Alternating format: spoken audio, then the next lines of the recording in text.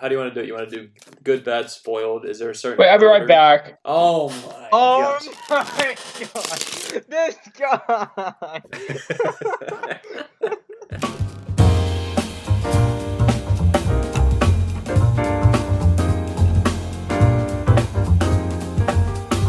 Alright, welcome back. Let's review cinema. We are back with another video. Today we will be reviewing Remember the Titans with guest star Snackshack. Welcome to the video, boys. Oh yeah. We will first start out with the rates of the movie. I think I'm gonna give this movie like a solid 8 out of 10. I give this movie a 9 out of 10. I'm giving it a 9.5 out of 10. I'm gonna give this 9.8 out of 10. Mmm.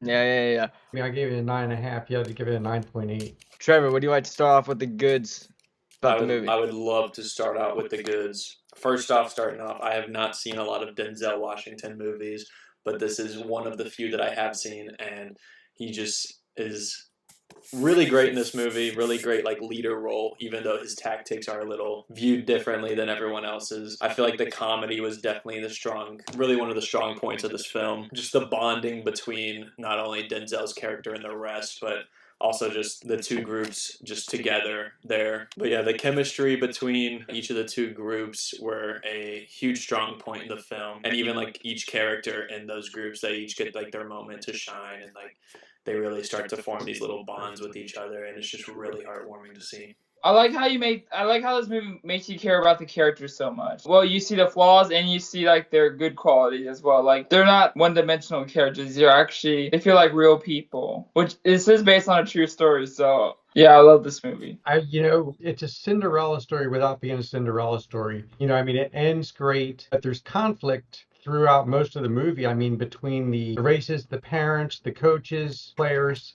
but have its turning points throughout the movie.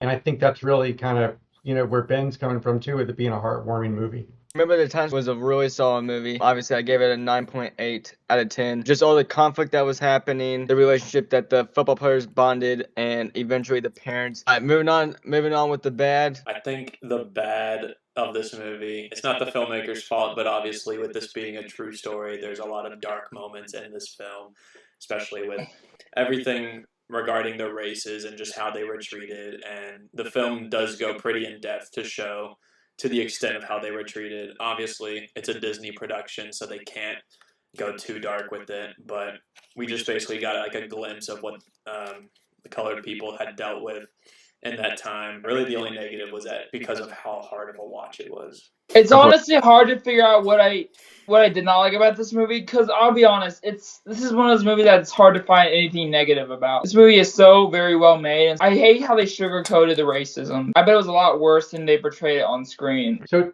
it's hard to say anything bad about the movie, but I have an I wish. And the one thing is, I know it was focused around the race and the football teams and the coaches, but I wish they would have developed the two daughters' characters a little more in their relationship, because it gave you just a glimpse into that.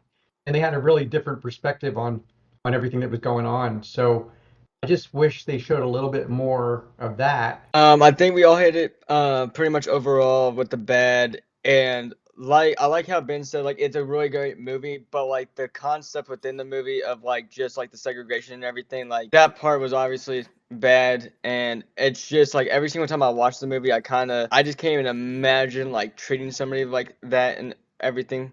But I feel like they only sugarcoated like just a little bit of like what that stuff was like. But moving on to spoilers. I don't know how much like spoilers you can say in this movie, because this movie came out like literally like year 2000, like 24 years ago. So I don't know. I know it's a real story too, so that kind of makes it harder to tell spoilers, because like it actually happened. The events at that school actually happened with the Titans.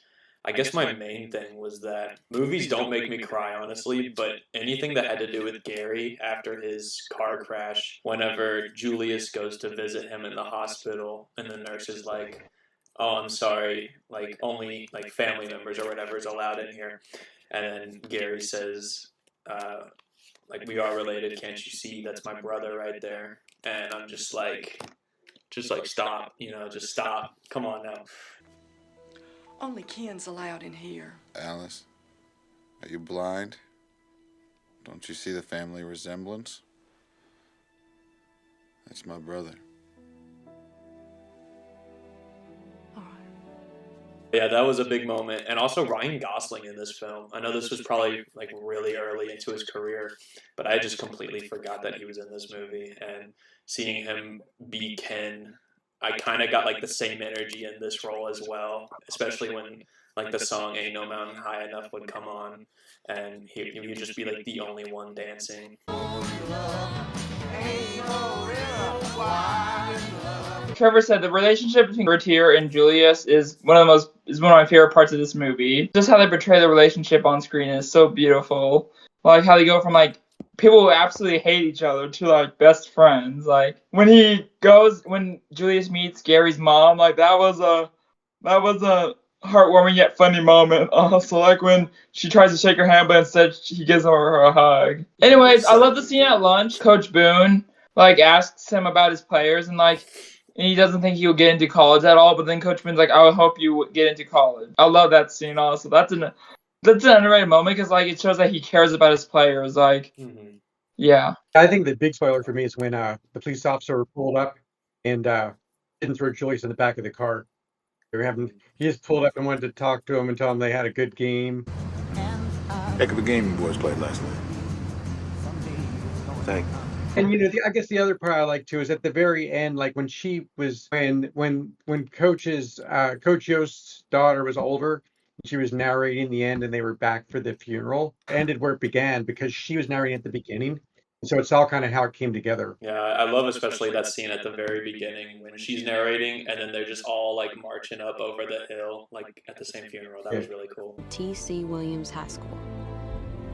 Yeah, I think the one scene when the team starts to actually like get together and like start to form, that's one of my favorite parts. Towards the end, the final game when they're marching in and stuff, like that just gives me chills, like seeing the whole gang get together. And I actually saw a celebration from the Chiefs last week. Trevor, I actually sent you a TikTok about that.